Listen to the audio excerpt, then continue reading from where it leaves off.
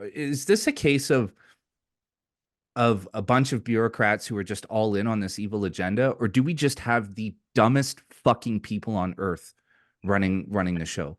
Like honestly. Well, I think there's a couple of things that happened. One is that in 2013, the Intergovernmental Panel on Climate Change, which is the United Nations mostly science body, it is fairly political as well, but it is mostly concerned with science.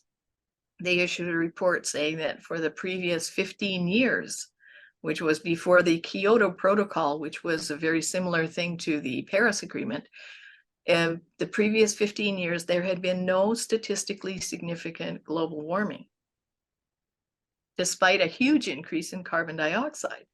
So that pretty much puts the boots to the whole theory of human-caused global warming.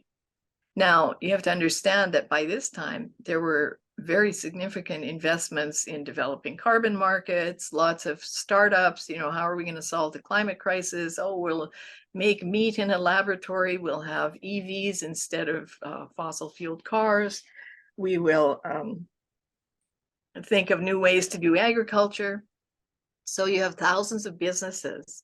Like there's a thing called the World Council on Sustainable Business, which William Kay told us in an interview. It really only has about 200 companies at the top tier, but they have about 35,000 companies below them.